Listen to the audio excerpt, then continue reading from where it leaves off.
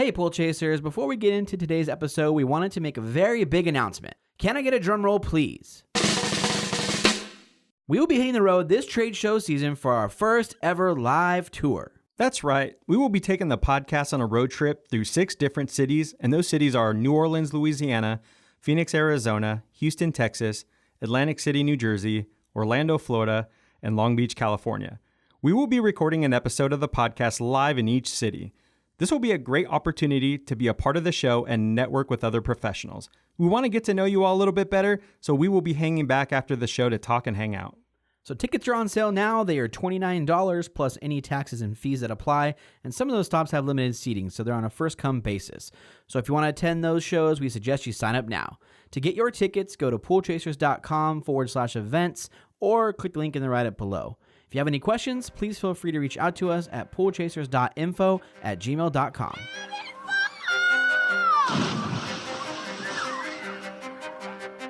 Welcome to your go-to podcast for the pool and spa industry. My name is Tyler Rasmussen. And my name is Greg Villafania, and this is the Pool Chasers Podcast.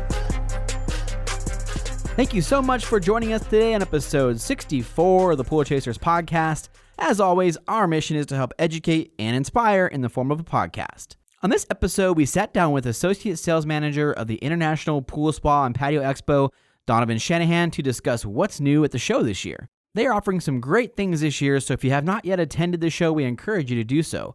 We will be attending the show as well and have a booth there again, so, we always have a great time at the show, and we look forward to seeing you there. Now, let's get right into the episode. Yeah, my name is Donovan Shanahan. I'm the Associate Sales Manager at the International Pool Spa Patio Expo. Mostly what I do is help our manufacturers find the right booth space for the international show and then build their marketing programs that can span anywhere between an on-site show giveaway to marketing all year long. Nice. Cool. Is that a full-time job or you just do that part-time?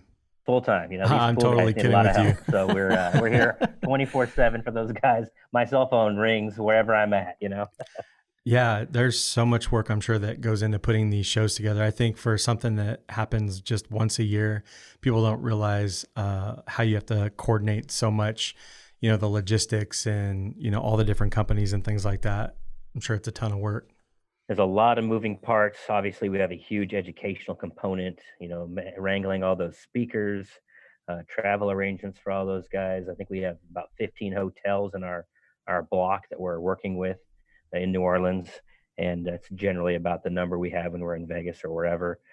I think we have well over 150 educational sessions between free sessions on the show floor to the paid conference. So it's a lot to do, and a lot of people, like you say, they have their own agenda, and they're like, I'm only going to 4 classes. How hard that be?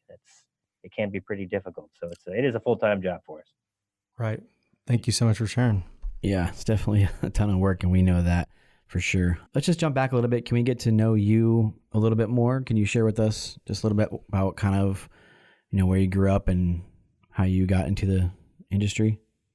Yeah, I grew up in Eastern Washington in a small farm town outside of Spokane, one stoplight town. I got out of that town with my legs. I was a competitive runner, so I went to the University of Montana on a cross country and track scholarship. Yeah, you mentioned that in your story. I thought that was pretty cool, growing up a small town and you getting the opportunity to focus on track and how that kind of led you out of that small town. Yeah, it was it's a lot of life lessons in there too, because it's such a individual sport, but you also are part of a team. So one of the phrases my coach used to use all the time is, the strength of the pack is in the wolf, and the strength of the wolf is in the pack. And so you're 5 or 7 runners individually on a cross country team, but together you can score and win championships. And luckily for us, we won the state high school cross country championship one year when I was in high school. So our pack was strong with 5 strong wolves that year.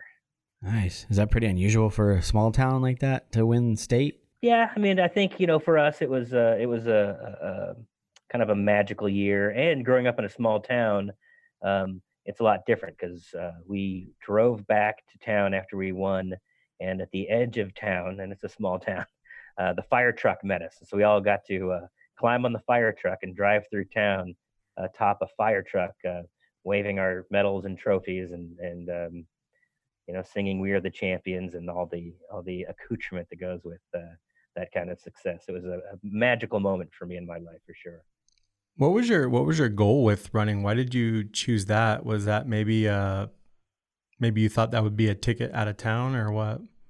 It's just I fell in love with the sport because I think it's solitude to some degree, um, and it's something that I was good at. So I think a lot of people find something they're good at, and you're like, hey, this is what I'm good at. I'm being recognized, and getting recognition for that was great. I ended up setting all the school records in high school for my school, and when I got to college, I continued that. I ate, slept, and breathed running.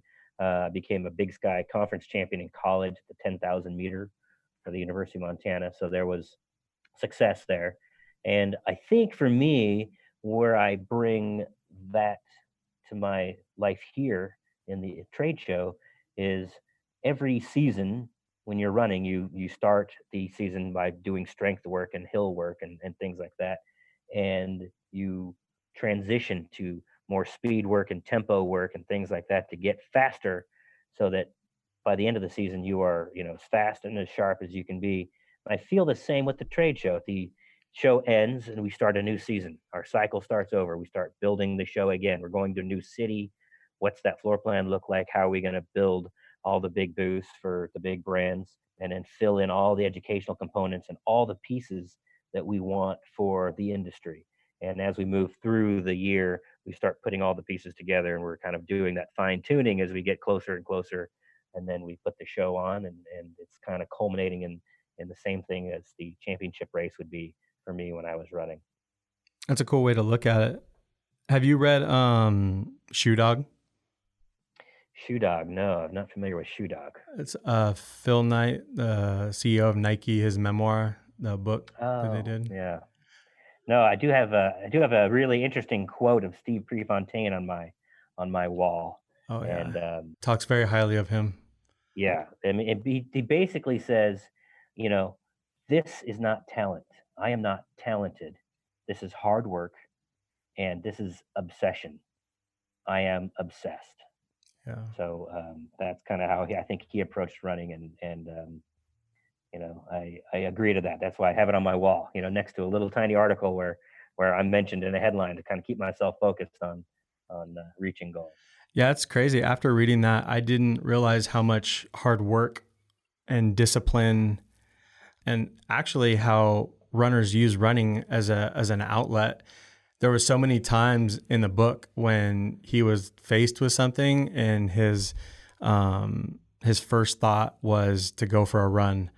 And he was like, yeah, so I went for a quick 7-mile run or something. I'm like, 7 miles? Like, damn. Yeah. Like, That's a quick one. And he's talking about it. He lives in Oregon and it was raining and just kind of running it out and then being done with the run and having some type of clarity to what might have been, kind of heavy on him. But tons of, running, and that's a really cool. You should check that one out. Yeah, I will. Much more Absolutely. relatable to you than to me in the running space anyway. Right. Yeah. Well, I think anything you can apply it to anything that you get that endorphin rush from or that release, and there are lots of times in my life where I would, run into the mountain somewhere and have it out with myself and, scream at the sky and whether it was a disappointing run or, something I needed to focus on and just kind of contemplate it and get it out, then run home and take a shower, wash it off. You're good to go. That's awesome. Yeah, that's a really good way to look at it. Thanks for sharing all of that. So can you kind of just share with us how you got into the trade show industry and how you got involved with your International Pool Spawn Patio Expo? Yeah, so I was actually working for United Airlines, and part time I would work trade shows. So I had a lot of days off between trips, and I worked for United. And a friend of mine worked for a company that supported trade shows, and said, "Hey, this is a great gig to do between trips. So I'll hook you up with this group, and they'll come do trade shows." And we worked all kinds of trade shows, medical shows, construction shows, fleet vehicle shows, government shows. It was all over the map. And then through that process, I ended up quitting my job at United and working exclusively for that trade show company. And that led me to land in Dallas, Texas. I started looking for a change from that company. There were some things they were doing I didn't quite agree with. So I found Hanley Wood at the time had owned the Pool Spa Patio Expo, and they were hiring for a couple different positions. And ended up that they hired me to come work on the Pool Spa Patio Expo. And I've been here ever since. So I think we'll be 10 years next spring on the show. Wow, 10 years. You've probably seen a lot of changes over the course of 10 years. Yeah, I think the show's definitely grown. I think there's some areas where the industry has grown quite a bit as well, and I think will continue to grow. Overseeing, coming into the show right after the housing crisis, and obviously that really hurt the industry. But to see the bounce back and see a leaner, meaner industry, I think has been something to kind of revel in from my position. You seeing the expectation being a lot more demanding as it was maybe 10 years ago? The people that are actually attending the show, not even the manufacturers that have booths there, but the professionals that are actually going to the show, are they having like pretty high expectations of what they're going to get out of it? Yeah, I try to get out and become a little bit of an ear of the attendee and a mouth of the attendee back to the exhibitor, so that I can translate what I hear to the manufacturers, because that's ultimately what I'm trying to do, is get manufacturers connected with attendees so they can move product, and at the same time attendees to get the best products so that their customers are served holistically with better products. Um, Value at the show, I think that there are so many ways that attendees can get value from the show. There's obviously a slew of education. Keep bringing more and more education to the show floor, which is free of charge to people, as long as they're on the show floor. Um, and that, I think, is key. Taking something back.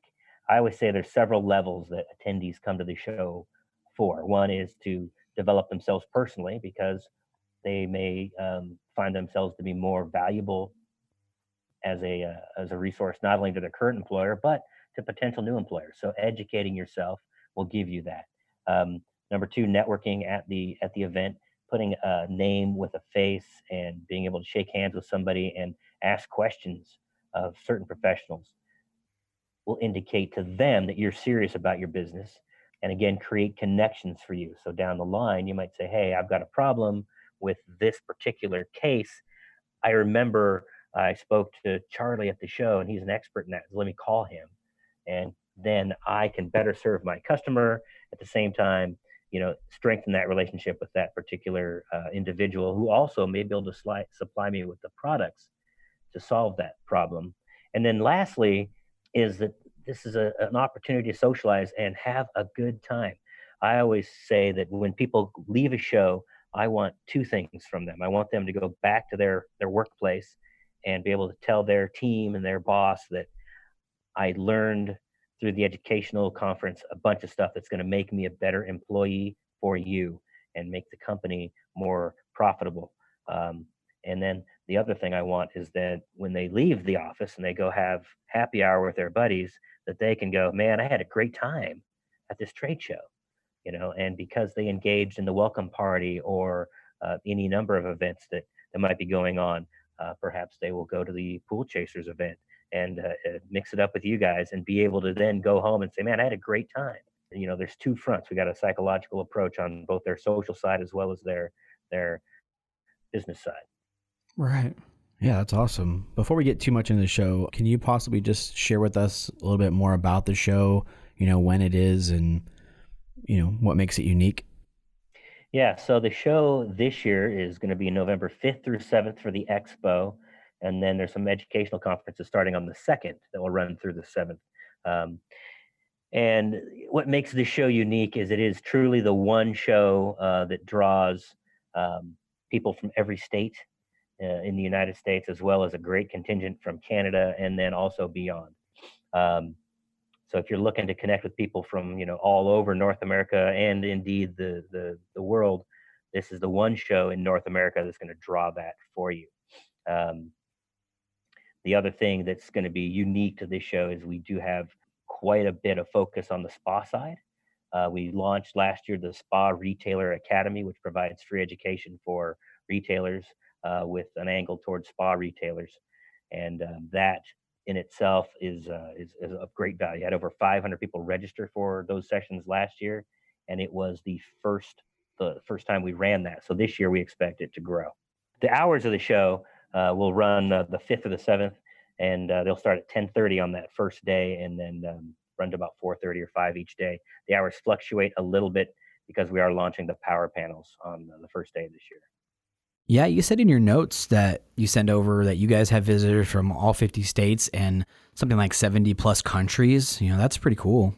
Yeah, we get lots of people from all over, and it's especially we are an international show, and the world is global. So we have manufacturers coming from Europe and Asia, and we just got an email the other day that a Brazilian contingent of executives from pool corporations want to come up to the show. So we are drawing that international crowd, and in today's market, our sellers want to be everywhere, at least as far as they can. So these people will be available to meet and generate commerce outside the United States. Very cool. We want to thank Pentair for supporting the show. As a podcast for pool professionals, we know that when you sell products, it's your reputation on the line. And when they are Pentair products, it's theirs as well. That's why Pentair's got your back with their trade grade program, which supports your business and reputation by offering exclusive tools and support for lead generation, attractive product rebates and longer warranties, and an unmatched expertise when it comes to accurate equipment selection, setup, and service. So to learn more about how Trade Grade protects, empowers, and helps your business grow, visit pentair.com/tradegrade. That's pentair.com/tradegrade, or click the link below. So let's jump into some of the newer stuff that's offered this show season. One of the things we thought was really cool was your PSP Connect. Can you tell us a little bit more about that? Yeah, so this industry is a little behind the tech curve, and so what I think this is going to allow people is a very simple tool to meet your peers, manufacturers that you may want to set up meetings with, and then be able to have that one-on-one time to have your questions answered, learn about those products, meet other professionals who are in your line of work, and share successes. So this tool will it will launch this week, and what it will do is allow you to meet people who are looking at the same product categories you're looking at. So, for example, if I register to attend and I'm looking for pumps and I'm looking for hot tubs, any manufacturer or other attendee who has those same interests will appear on my meeting list, if you will. And then from that, I can learn a little bit about that person. Their card shows up on a web page, and I can flip it over digitally and learn about other things that they're providing in their areas of interest. And then I can say, hey, I want to meet with this person. So I can send them a request. On the receiver's end, they'll get the request through their meeting PSP Connect portal, and then they can accept the meeting and then choose a date and time to meet and a location. Do you want to meet in my booth, or do you want to meet at the PSP Connect Lounge? For attendee to attendee matchmaking, the PSP Connect Lounge is going to be a great opportunity for them to connect and have that kind of semi-private meeting to talk about what's working in their business and things like that. Down the line, I hope to see this grow and have people use this as a forum to connect when people are looking to hire professionals from within the industry at the international show, and use it almost as an event to find your next superstar in your marketing team or sales team or whatever it might be. But everybody look for that launching this week and take advantage of it. This is a huge opportunity to meet with the people you want to meet. So attendees, log in, update your profile, put your picture in there, make sure that your product categories are all correct. I think a lot of times people in a rush to get through registration just kind of blast through it and and you're able to modify your program and your product categories with your login for the PSP Connect tool. So take advantage of it, set up those meetings. We have a goal that we're going to have, a few hundred meetings scheduled before showtime. So take advantage of it. Yeah, look forward to seeing how well that works. Yeah, go to poolspapatio.com/PSP Connect. And Nice. that webpage will have all the benefits and kind of give you an overview of how it works. Right. So, education is always key at the trade shows. Of course, we all know that. And we see you're bringing back the 3 power panels, which we're pretty excited about. We've heard a lot of cool things about that. Can you share with our listeners that are, going to attend what they can expect to see if they've never, been a part of that? Yeah, so the power panels are going to be set up to happen right before the expo opens on the first day. And they are free to attend, but you got to register for them. And what's going to happen is those power panels will be broken up into three different sections. We got the builder power panel, the retail power panel, and the service power panel. And then once those break, you'll be able to go right into the expo hall, as we are pushing back the start time to accommodate everybody attending these power panels. They're going to run from 10:15 to 11 a.m. on Tuesday, November 5th. And for example, our builder power panel is going to be led by Steve Barnes from Aquastar Pool Products. And he's going to talk about the biggest mistakes that new pool builders make, how to maintain quality during the building process, key reasons for business success as a builder. The retail power panel is going to be moderated by Matt Golke, as he leads a panel of forward-thinking retail professionals. This is going to be great to talk about competition in the marketplace, marketing, and our last power panel is the service power panel. This is going to be led by Javier Payon of Payon Pools, and he's going to talk about better ways to keep your staffing in line, what kind of offerings you should offer as a service provider, as well as some business and marketing tools that seem to work for the service industry. You can also find all information about the power panels on our website under the events tab. You can see the power panels section there to get some more detailed information. Whew. I think you're going to need more than 45 minutes for that one. Yeah. Dude, that's good. Yeah. I think you'll have a really good turnout for that. I hope we can make it over to that, because that sounds like that's going to be pretty sweet. Yeah, and I always advise my attendees and my speakers to keep the conversation going, because a lot of times we can't fit everything we want to in the time frame allotted. So always be able to reach out and offer your ear when appropriate. So a lot of these folks will have booths on the show floor, and they will be available or maybe speaking at another session. So always ask questions, find out where they're going to be, and leverage the networking you're gaining at the show for your success. Yeah, we had Javier on the podcast. He's become really good friends with us, and that's going to be an awesome power panel for sure. As well as Golke's. He's well known across, and I'm sure the builder one's going to be awesome as well. So if you get a chance to attend those, we definitely encourage you guys to do that. So what are some of the different types of education that are going to be offered this year at the show?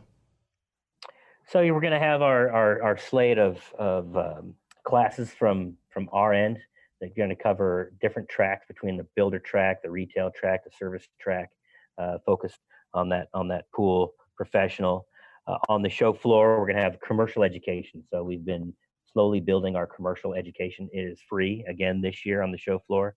That is a growing segment of our audience at this show, because we're not seeing a lot of commercial opportunities in the trade show world. So we're bringing that to the show. We're going to have a slight rebrand of our business school. It's now going to be the Pool and Hot Tub School. And we'll have several sessions from industry professionals offered there. That was still a focus on business, but just a slight rebrand. The Spa Retailer Academy is back.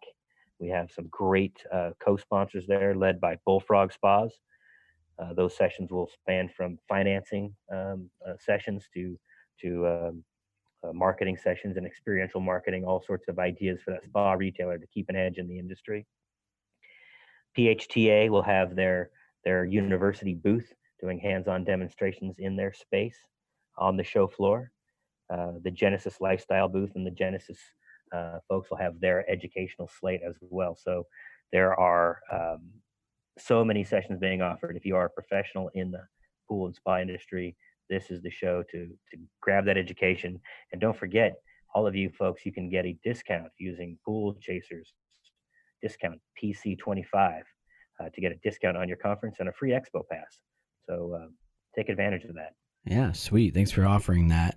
The commercial education, school of business, spa retailer, these places, they all have their specific locations on the floor, right? There's a outlined booth area for that.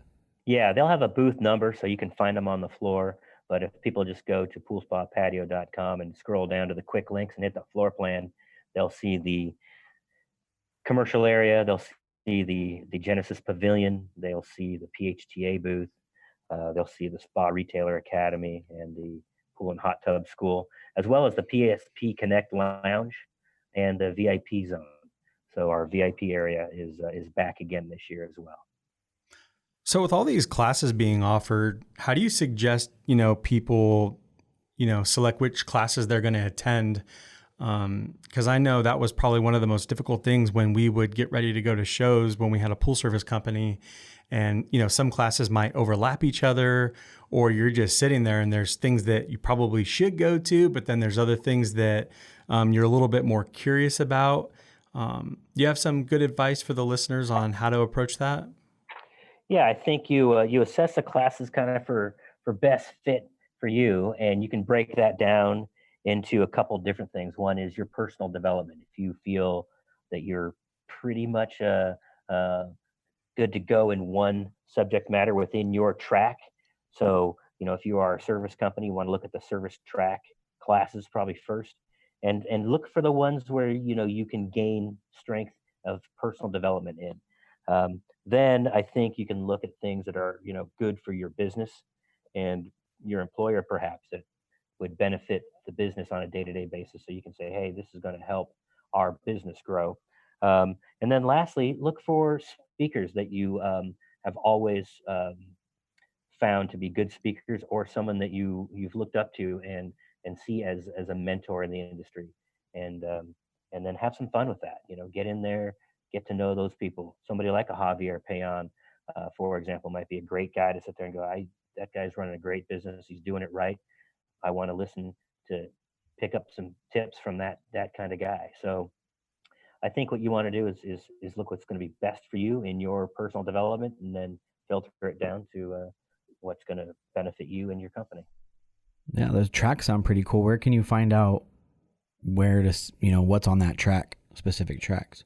Yeah, so if you go to the education tab on our website, you'll see that there's a way to break down the sessions by builder, retailer, and service from the education tab on our website. Yeah, that's a good place to start for sure. That way you can kind of tailor the classes to what you're looking for. We've always talked about it before, going in to the trade show with a plan is always best. So sit down prior to the show and really map out what you want to do while you're there. It can cost a lot of money to attend these things and you're taking time out of your business. So really being able to look at it prior and figure out which classes you're going to go to, which power panel you're going to go to, what you're going to look at on the floor, so looking at the floor plan, figuring out, I want to see these certain vendors, really mapping out a lot of what you're going to do there can help accomplish a lot. And you want to get the most out of the show for sure.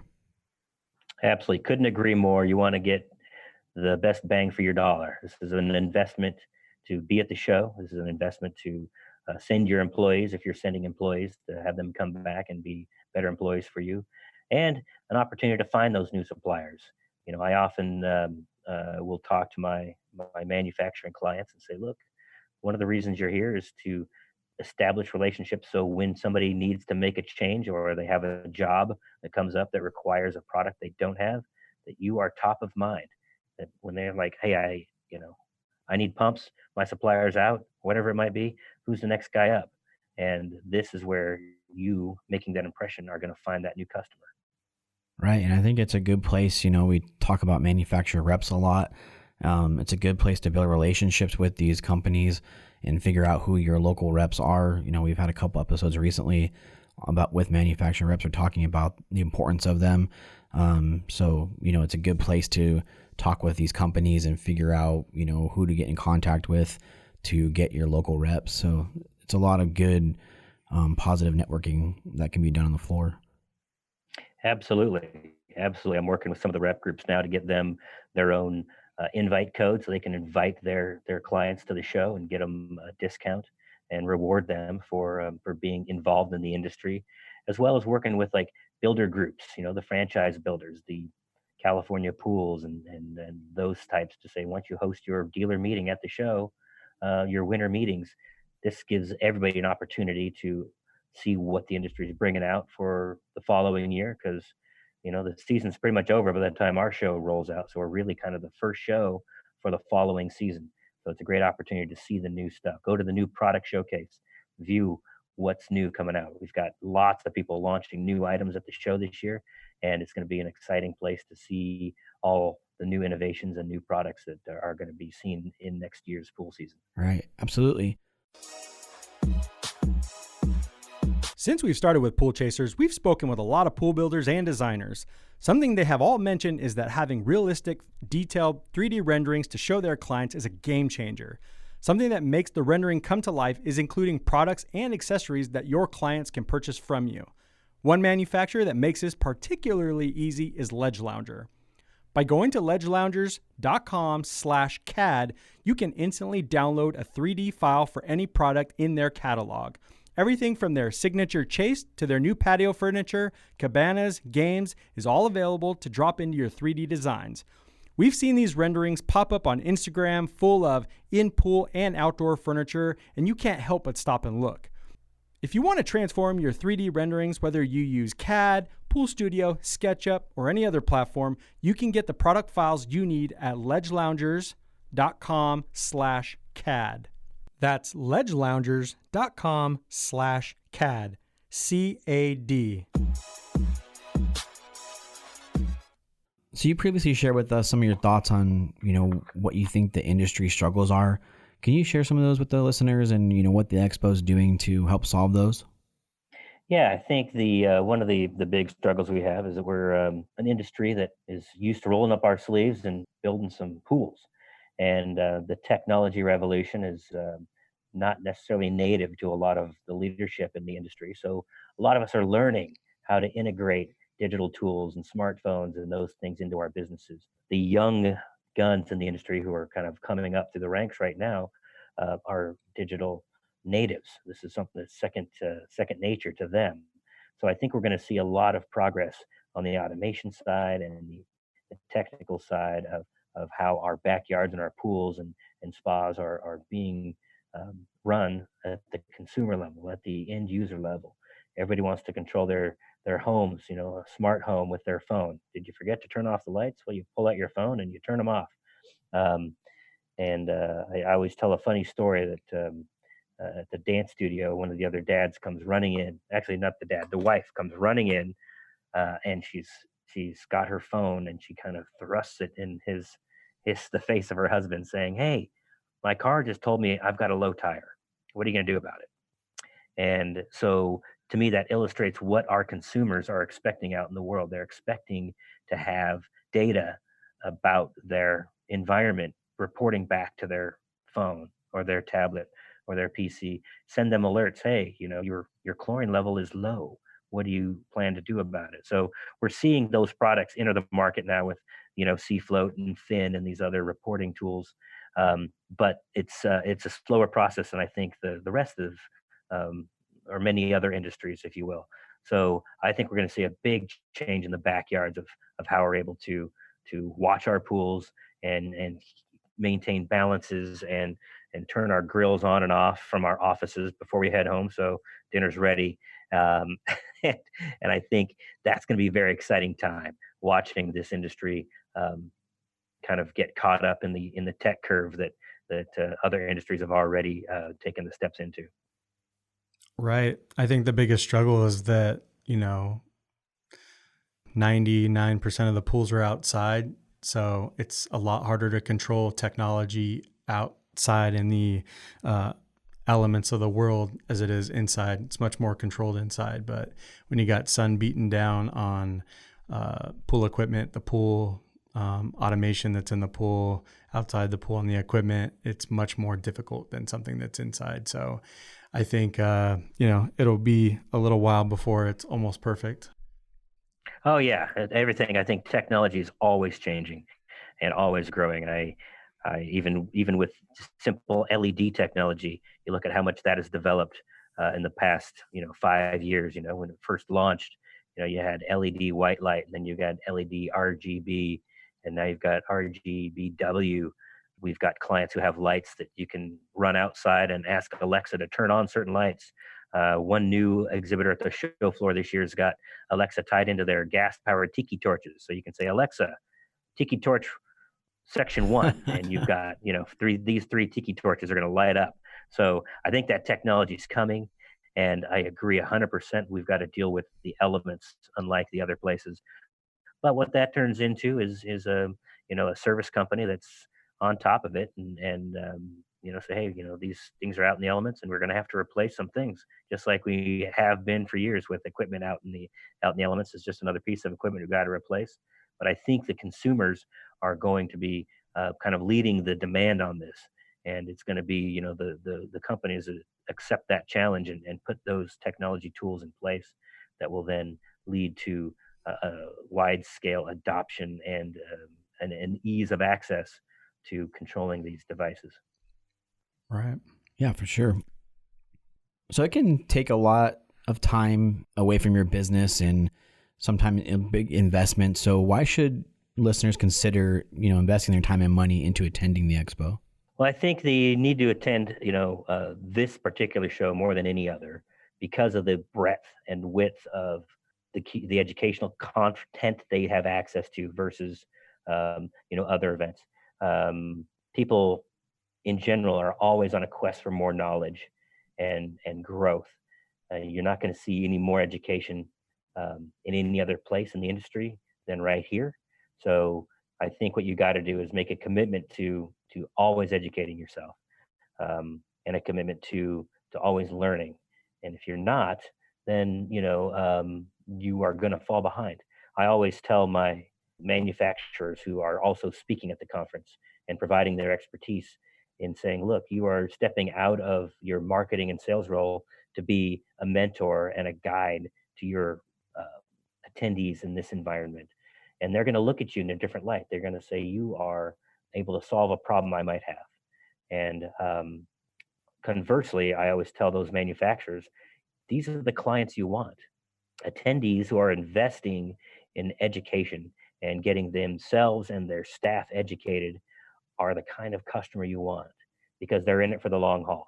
They are proving and showing to us all that they are making sacrifices to be here, both on time and financially to attend, and they expect that is going to pay off for them, and it absolutely should, and it will, as long as they continue to kind of follow that quest to stay ahead of the crowd. And obviously, I think those connections that manufacturers can make with those particular individuals, just on that alone, can pay dividends down the line when you have that issue with that particular pool or customer or product, that you've got an in to call somebody that you've met and been able to shake their hand and maybe have a cocktail with at a mixer. So the value of relationship building is huge.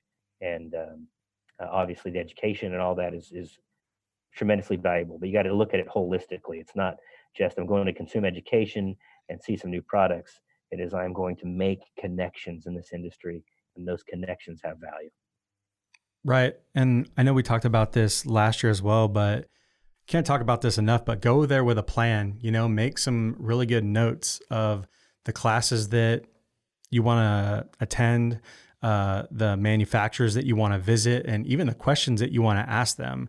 Because there were so many times that we had very specific questions that, we had from problems being in the field, but we wouldn't write them down, or we wouldn't put them in our notes, and different things like that. And we would forget. And usually on the drive home, we would remember, and it's like, damn it, like that was, your one opportunity. And I feel like it's just so much different, talking with somebody at a show than it is with your representative or just, on the phone with somebody. I think it's a lot more impactful to be there with these large groups of people that, you got people that they can just do all kinds of things. They could answer your technology questions. They can answer maybe some of your plumbing questions. There's all kinds of different things, but just being well prepared before going to the show and, going through that checklist once you get there. I mean, I think it'll make for a much more fun experience too, because it'll be organized and you won't feel like, man, like I feel like there's something I'm supposed to be doing, but you just go through that checklist, go to your classes, make sure that you're asking these questions and visiting these booths. You get to kind of blend in, the fun as well. And then you leave there feeling like you accomplished something because, like we talked about, it is, kind of a inconvenience to step away from your business for a little bit, but maybe people might feel that way because, they weren't using the show properly. And if you actually lay everything out and you do what you're set out to do, you're going to come back well equipped with a lot more tools and knowledge and be able to hit the ground running. But if you don't have a plan, might as well go to a baseball game or something. Right. Well, I always say you download the show app, and the show app has a spot for notes to take. You can also flag the conference sessions you have interest in. And you can also note exhibitors ahead of time. So it gives you a lot of tools to kind of put your plan together and then take action to follow that plan. The other thing I found through in those interviews with attendees and whatnot is they plan to see about half of the exhibitors they end up seeing. So, for example, if an attendee says, "Yeah, I plan on seeing 15 exhibitors," what happens is they end up seeing about 30. So, half or maybe slightly over half of all manufacturers that attendees see are pre-planned. And so that's one thing that I'm constantly reminding my uh, manufacturing clients is make sure you're inviting people to come see you because you want to be on the planned visit, not the unplanned. That's a lot of hope. You're hoping for that person just to walk by and go, "Wow, you've got something I need." Well, wouldn't it be better if they said, "Hey, I got to go see that guy because he's got something I need."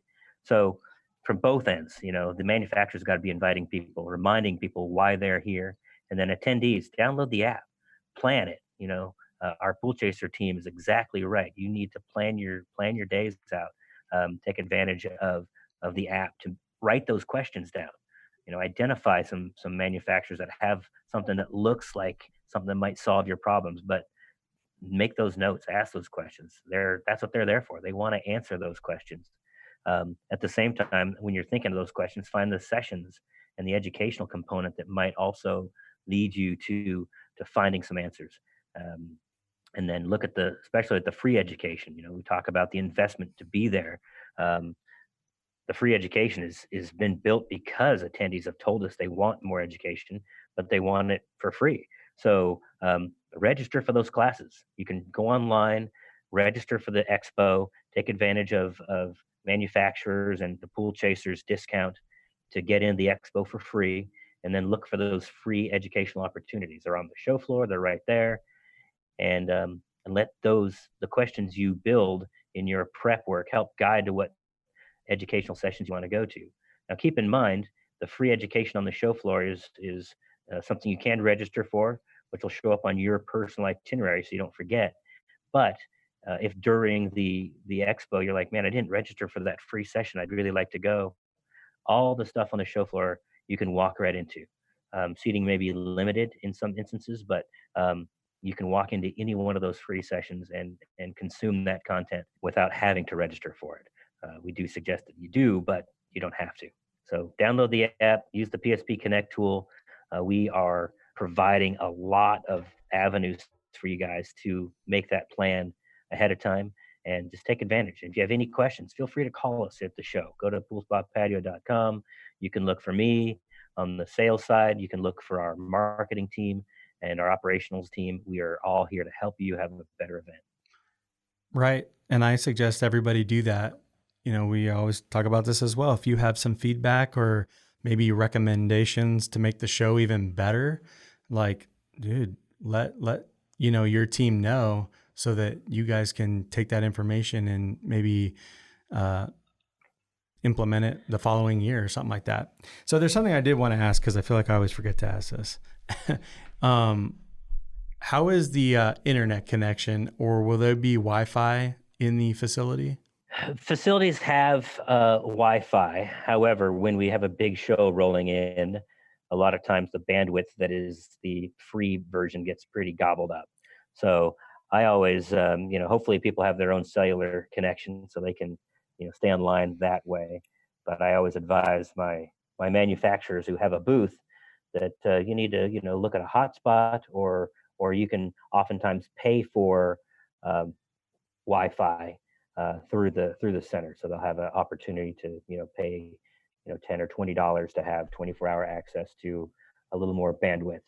Um, but most people have cellular connection. Right. Do you know if the connection in there is good for even just the cellular? Because there's a lot of times you go to the shows and it's not very good. As far as I know, the cellular is good in this building, but each carrier will have certain limitations. So it's one of those things that I always say, just you've got to get there and see how it goes. Sure. Um, Centers are barred from like blocking cell service, but just like anywhere, when you have a influx of 10,000 people with their phones into an area, even cellular service starts losing some bandwidth. So it's always kind of hit and miss unless you want to pay the money for the more dedicated Wi-Fi. Right. And do you have any idea if that app works offline, or is it just online only? The app will work offline, but it will want to update on certain things. So and it will download updates every time you open it. So it's pretty robust in its um, abilities. Then you will see that new feature this year with the PSP Connect will also link through the app. So people who have got their profile set up will be able to access their meetings and their schedule with the PSP Connect tool within the app. So we're trying to simplify everything, even though we've got a lot of different tools out there. We're trying to house them in one location for folks. Nice. I think you made an interesting point earlier that I wanted to go back to about the manufacturers that are, paying for a booth space. We've seen quite a bit sometimes throughout trade shows where the manufacturer will send one person and that person's not engaged and they're just sitting there in a chair, or, they're not really interacting with the people coming to the show. I just wanted to really kind of point that out, that, the attendees are, especially ones that are planning, are wanting to go to that show to get something out of it.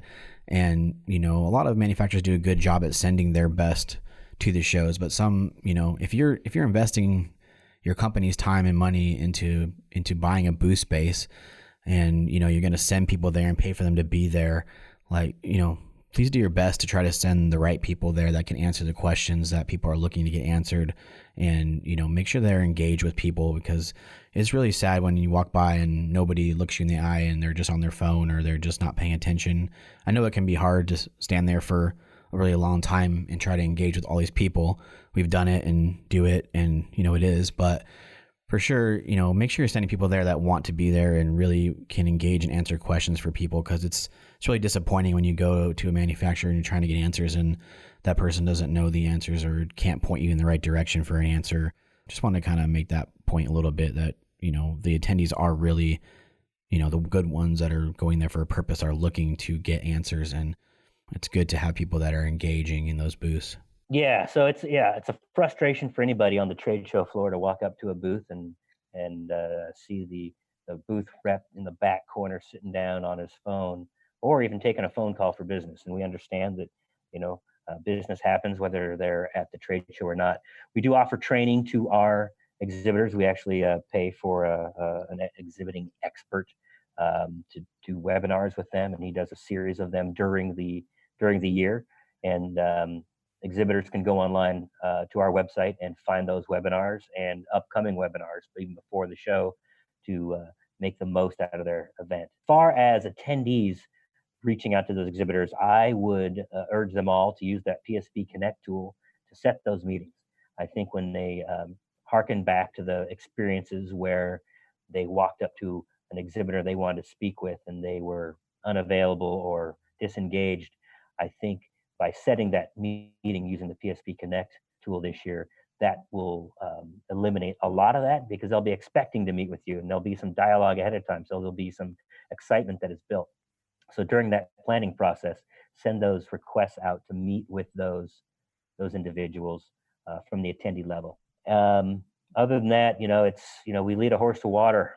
We can't make them drink, but we do the best we can, and try to push our exhibitors to do all the things they need to do to make the best out of their experience, as well as attendees.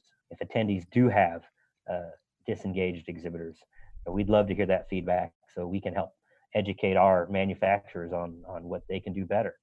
So yeah, and I also don't want to be like too harsh. I understand we live in a digital age and people are taking pictures and posting on Instagram and doing, some of the people that are in the booth probably are doing that part of their job, and that's definitely understandable. But I'm more just talking about the ones that aren't engaging very much at all, or they just have one person sitting there that's not engaging. Definitely understand, people are doing their jobs but being on their phones as well in this digital age. But, if you're on your phone and somebody comes up to the booth, try your best to, put what you're doing to the side for a second maybe, or have somebody else in the booth with that person so that person can engage with the people coming in while you're doing your work on your phone. Just try to be a little bit more interactive with the audience. absolutely. I mean, there's nothing worse than hearing from manufacturers and attendees alike. So I'll hear from both, expressing either the from a manufacturer's level, they may say, "Well, we didn't see enough people," and then on the flip side, I can say, "Well, I knew 5 people who wanted to talk to you, but your people were either disengaged or not present." And it's an easy cure. Be in your booth, be active. I actually wrote a 20-page guide for exhibitors on how to get the most out of their trade show exhibit, and part of that is being engaging and working the entire trade show, not just the show hours, but take advantage of that social opportunity after the show's over to take prospects and clients out to eat and break bread and have a cocktail.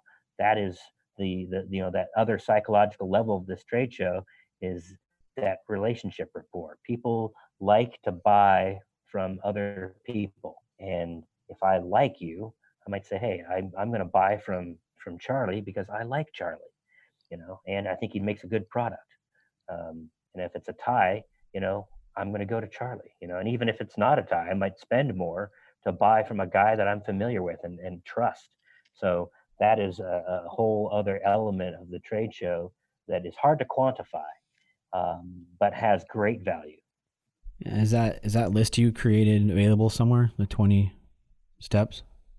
It is on demand, so if somebody is interested, they can certainly get a hold of me. Go to the website and look for Donovan Shanahan, and it's donovan.shanahan@informa.com, and I'm happy to share my guide for success. All right, so we're going to be wrapping up the episode here pretty soon, but if you have any books or podcasts that you could recommend or share with our listeners? Yeah, there are two books that I highly recommend that have impacted me, long term. One is called Once a Runner, and it has a real affinity for runners, but I think has great appeal to non-runners as well. And also A Separate Peace. That's a book that I think a lot of people may have had to read growing up, but that book talks about the loss of a skill, the loss of athletic ability, and other abilities in general. And that to me was, I couldn't stop crying. That one really got me. So those two books are books that I would highly recommend. I recommend them to my children and friends and family as well.